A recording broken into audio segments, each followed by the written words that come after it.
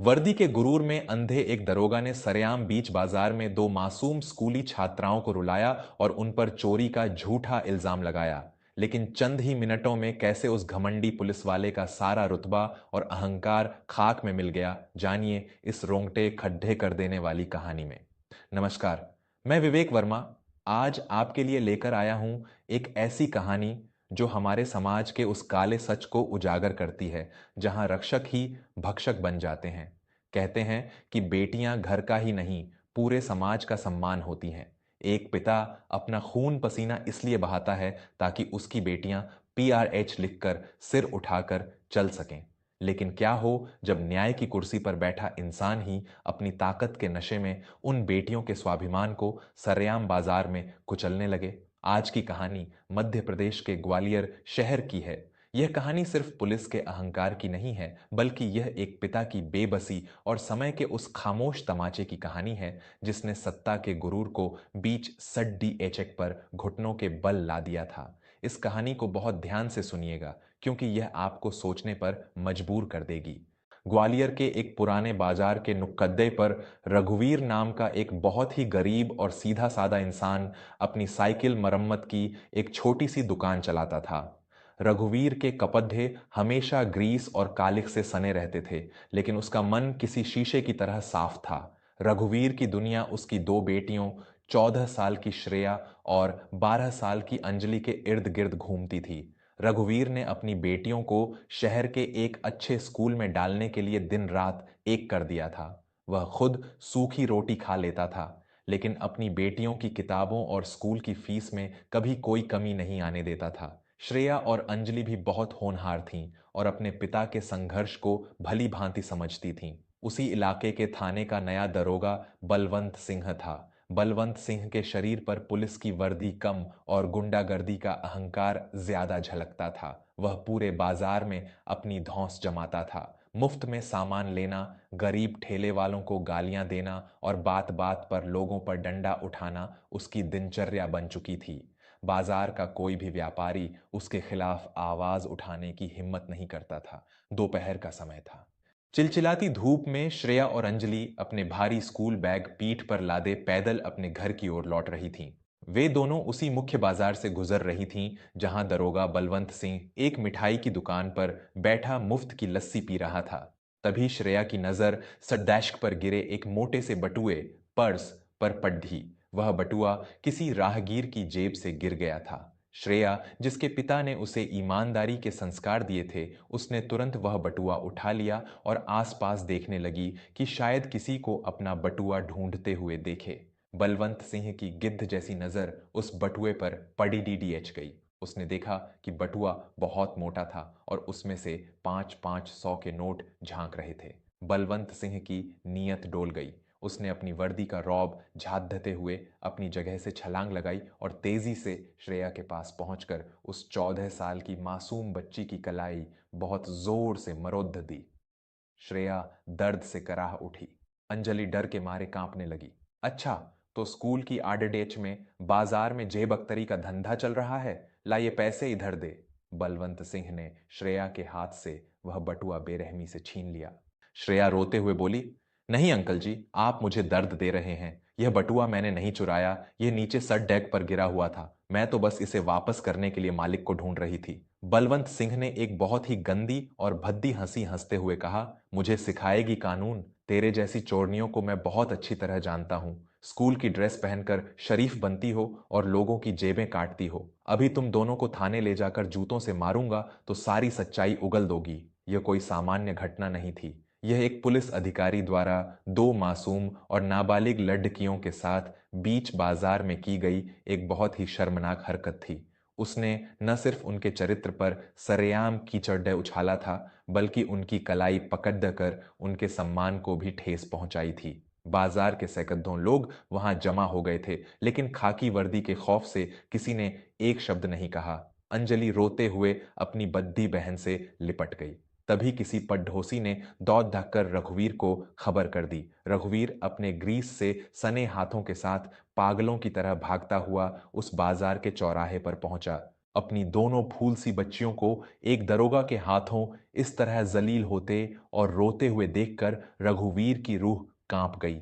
रघुवीर ने दरोगा के पैरों में गिरकर अपने दोनों हाथ जोड़ लिए। मालिक, मेरी बच्चियों को छोड़ा दीजिए। ये बहुत शरीफ घर की बेटियां हैं साहब, मैंने इन्हें चोरी करना नहीं सिखाया, ये तो स्कूल से आ रही थीं।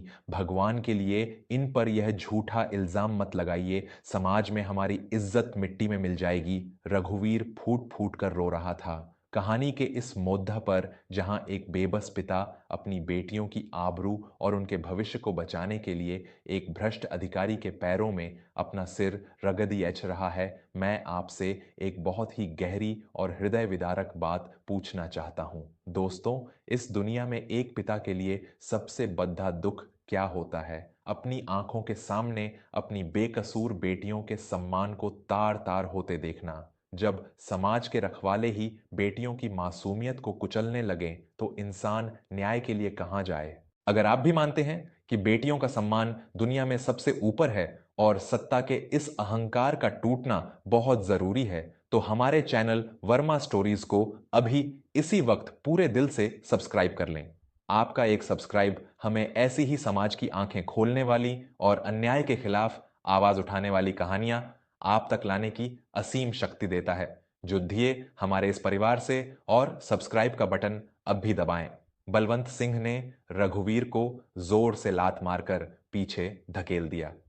तेरी इज्जत, अरे दो कौडी के पंचर बनाने वाले, तेरी इज्जत ही क्या है जो मिट्टी में मिलेगी? तेरी इन बेटियों ने एक बड्ढे व्यापारी का बटुआ चुराया है। अगर तू चाहता है कि मैं इन पर केस दर्ज करके इन्हें बाल सुधार गृह जुवेनाइल जेल न भेजूं और इनका पूरा भविष्य बर्बाद न करूं, तो चुपचाप 50,000 रुपए का इंतजाम कर। अगर शाम तक पैसे नहीं आए तो समझ लेना तेरी ये दोनों बेटियां थाने की हवा खाएंगी। रघुवीर के तो पैरों तले से जमीन ही खिसक गई। 50,000 रुपए, उसने तो अपनी पूरी जिंदगी में एक साथ इतने पैसे नहीं देखे थे। वह बाजार के लोगों की तरफ मदद की आस से देखने लगा, लेकिन सबने अपनी आंखें नीची कर लीं। श्रेया और अंजलि अपने पिता की ये बेबसी देखकर बिलक बिलक कर रो रही थीं। बलवंत सिंह अपनी मूंछों पर ताव देते हुए उस बटुए के पैसे गिन रहा था। तभी उस भीड़ को चीरते हुए एक नौजवान वहां आकर खड्डा हो गया। उसने एक बहुत ही साधारण सी सादी कमीज और पैंट पहनी हुई थी। वह पिछले 15 मिनट से उस चौराहे पर खड्डा यह सारा तमाशा देख रहा था। उसका नाम समर प्रताप था। समर प्रताप ने बहुत ही शांत लेकिन एक गूंजती हुई और कड़कदार आवाज में कहा, दरोगा जी, बच्चियों का हाथ छोड़ा दीजिए और जो बटुआ आपने बच्ची के हाथ से छीना है उसे वहीं रख दीजिए। बलवंत सिंह ने अचानक एक अनजान युवक को इस तरह आदेश देते सुना तो उसका पारा 7वें आसमान पर पहुंच गया। उसने समर प्रताप को ऊपर से नीचे तक देखा और एक व्यंग्यात्मक हंसी हंसते हुए बोला, तू कौन है रे? बहुत बड्ढा नेता है क्या? या तू भी इन चोरनियों के गिरोह का हिस्सा है? मैं इस इलाके का थानेदार हूं, बलवंत सिंह। मेरा कानून मुझे सिखाएगा तू? अभी तुझे भी उल्टा लटका कर सीधा कर दूंगा। समर प्रताप अपनी जगह से 1 इंच भी नहीं हिला।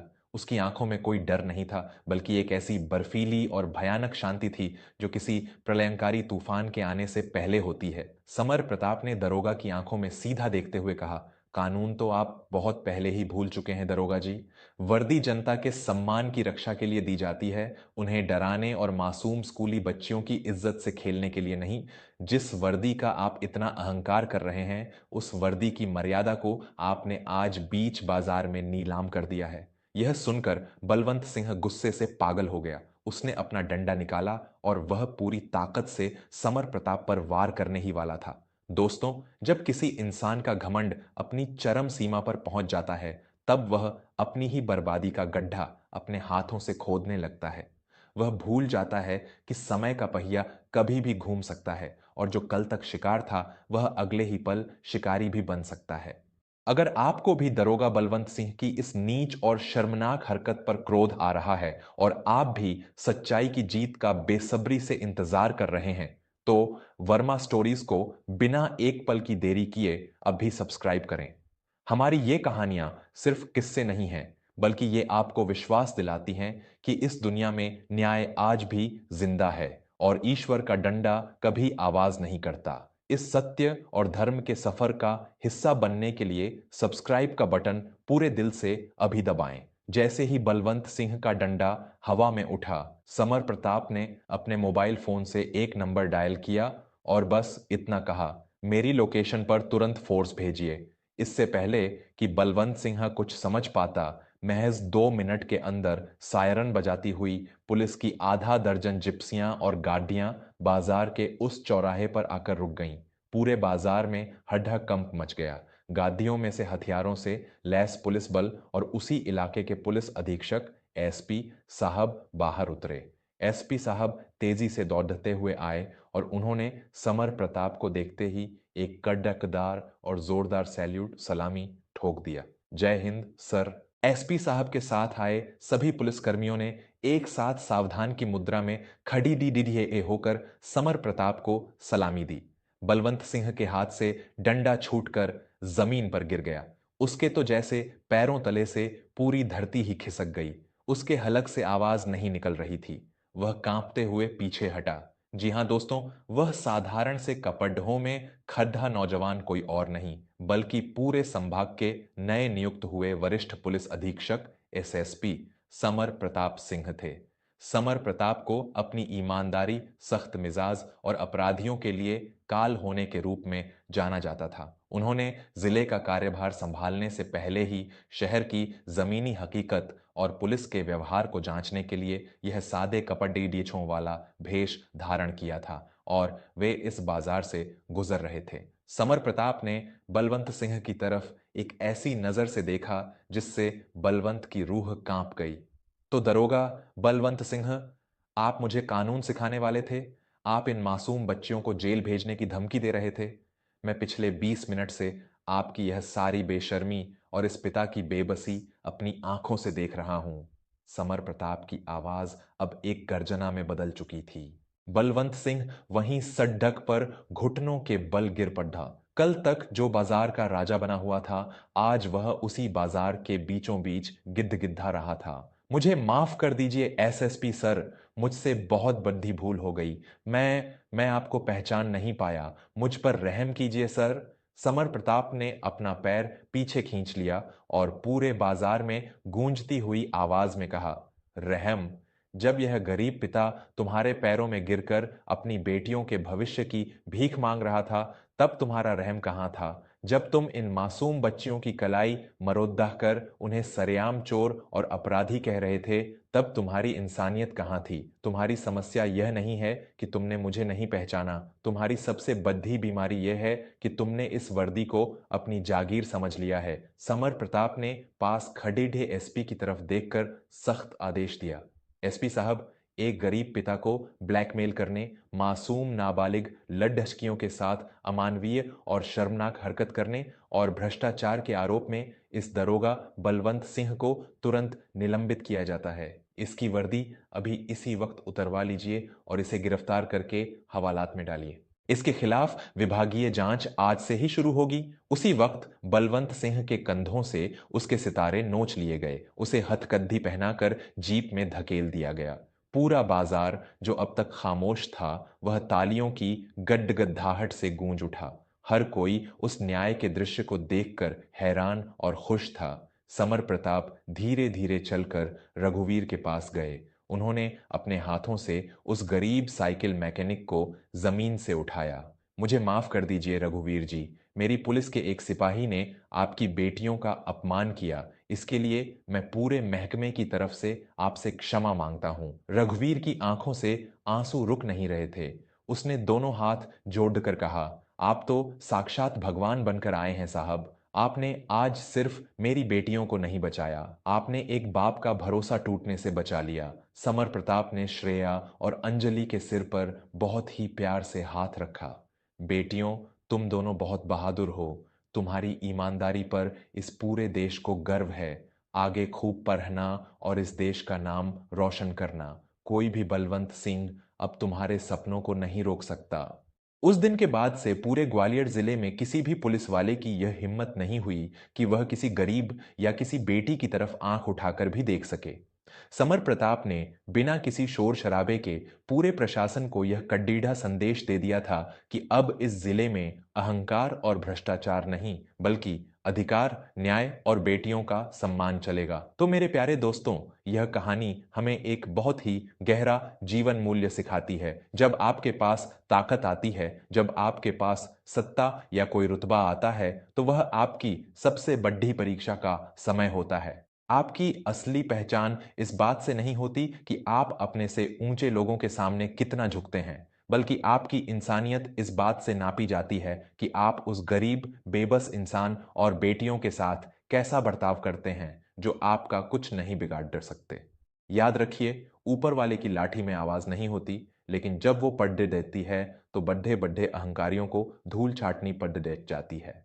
मैं आपका अपना दोस्त विवेक वर्मा आज इस कहानी के अंत में आपसे बस यही गुजारिश करूंगा कि जीवन में चाहे आप कितने भी बड़े पद पर पहुंच जाएं, अपने अंदर की विनम्रता को कभी मत मरने दीजिए। और अगर कभी समाज में किसी बेटी का अपमान होते देखें तो खामोश मत रहिए, आवाज उठाइए। अगर आपको आज की इस कहानी से जीवन की कोई नई और सच्ची सीख मिली हो और आप चाहते हैं कि अच्छाई और न्याय की ये आवाज ऐसे ही गूंजती रहे, तो वर्मा स्टोरीज को अभी इसी वक्त सब्सक्राइब करें। आपका एक छोटा सा प्रयास, आपका एक सब्सक्राइब हमें यह विश्वास दिलाता है कि सच्चाई का साथ देने वाले आज भी इस दुनिया में बहुत बड़ी संख्या में मौजूद हैं। इस वीडियो को लाइक करें और अपने परिवार के हर सदस्य, अपने सभी दोस्तों के साथ इसे जरूर साझा करें। क्या पता आपकी शेयर की गई इस एक कहानी से किसी के अंदर बैठा हुआ गुरूर हमेशा के लिए टूट जाए और समाज की बेटियों को एक सुरक्षित माहौल मिल सके। कल फिर मिलूंगा आपसे एक नई कहानी और एक नए एहसास के साथ। तब तक अपना और अपने अपनों का बहुत बहुत ख्याल रखें। धन्यवाद।